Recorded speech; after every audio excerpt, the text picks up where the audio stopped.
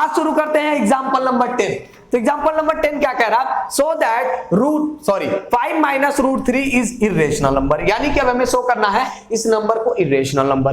ठीक है, यानी कि सिंपल सा है, जो पहले क्वेश्चन किए थे यानी कि इसके जस्ट पिछला वाला जो एग्जांपल किए थे उसमें क्या था, शायद रूट 3 था, उसको हम क्या शो कर रहे थे, इरेशनल। अभी क्या है, 5 माइनस रूट 3 लग गया है, इसको इरेशनल प्रूव करना है। तो बिल्कुल मतलब ऐसे ही करेंगे जैसे पिछला क्वेश्चन किए हैं।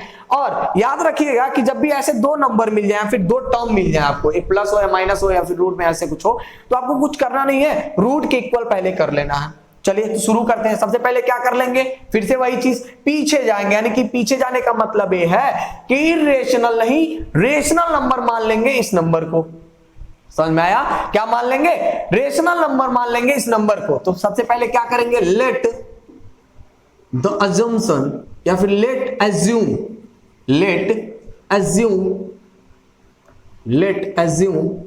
द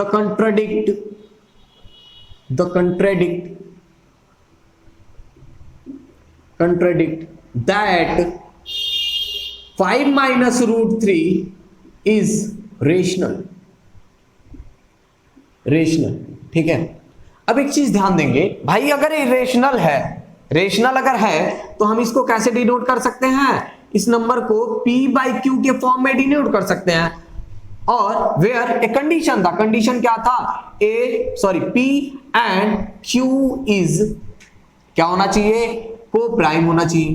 क्या होना चाहिए, को प्राइम होना चाहिए, यानी कि इसका फैक्टर क्या होना चाहिए, 1 होना चाहिए, और 1 के अलावा कोई और फैक्टर इसमें नहीं मिलना चाहिए। ठीक है, चलिए जी, अब क्या करना, हम जैसा कि बताए हैं, शुरू में ही बता दिए हैं कि करना क्या है आपको, कि रूट जो भी वैल्यू है, रूट को एक साइड रख लो और सारे नंबर को उस साइड कर देना है। यानी कि रूट 3 के इक्वल हमें निकालना है। तो एक काम करते हैं, रूट 3 को यहीं छोड़ दे रहे हैं, माइनस रूट 3 है तो माइनस रूट 3 को इधर छोड़ दो, और फिर 5 को आप क्या कर देंगे, इधर कर देंगे, तो हो जाएगा -5। यहाँ पे भाई प्लस है तो इधर गया तो माइनस। ठीक है, अच्छा इस माइनस को भी अगर हटाना है तो आप क्या कर देंगे, सिंपल सा है कि इसको पहले लिख दें, यानी कि जो माइनस होगा इसमें वो प्लस और जो प्लस होगा वो माइनस, यानी कि दोनों पक्षों में यानी कि दोनों साइड्स में हम माइनस का क्या कर दें, मल्टीप्लीकेशन कर दें, मल्टीप्लाई कर दें। तो ये हो जाएगा प्लस, तो प्लस वाले को पहले लिख दे रहे हैं और माइनस वाले को इस साइड लिख दे रहे हैं। ठीक है, समझ में आ रहा होगा, बिल्कुल सिंपल सा अभी तो अभी तक जो चल रहा है। ठीक है, अब इस फ्रैक्शन को सॉल्व कर ले तो भाई इसके नीचे कुछ नहीं है तो अपॉन लगा सकते हैं, और अगर इसका एलसीएम लिया जाए तो क्यू मिलेगा, या फिर क्रॉस मल्टीप्लिकेशन वाले से सब्ट्रैक्शन करें तो 5q minus p upon q मिलेगा रूट 3 के इक्वल। ठीक है, ऐसे कुछ आपको मिल जाएगा, ये तो समझ में आ ही रहा होगा कि रूट 3 इज इक्वल टू इतना कुछ आपको मिल जाएगा। ठीक है, अब जरा ध्यान देंगे, अगर इसका स्क्वायरिंग किया जाए, क्या किया जाए, स्क्वायरिंग किया जाए तो यहाँ पे 3 मिल जाएगा और इसका समथिंग कुछ मिलेगा, तो कर लेते हैं एक बार, स्क्वायरिंग कर ले तो मिल जाएगा 3 और यहाँ पे हो जाएगा 5q minus p upon q का होल स्क्वायर। या फिर इसका स्क्वायरिंग ना करके आप डायरेक्ट एक चीज कर सकते थे, जैसा सभी लोग जानते हैं कि प्रूफ कर क्या है कि रूट 3 क्या है, यहाँ पे रूट 3 क्या है, रूट 3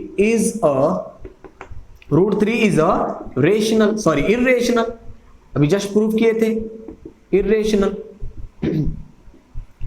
इरेशनल एंड यहां से देख पा रहे हैं हम लोग कि p बाई क्यू के फॉर्म में है, where q is not equal to 0 है, यानी कि जो डिनोमिनेटर है वो 0 के इक्वल नहीं है, तो 5q minus p upon q is a rational number, यानी कि तो रेशनल नंबर हो गया।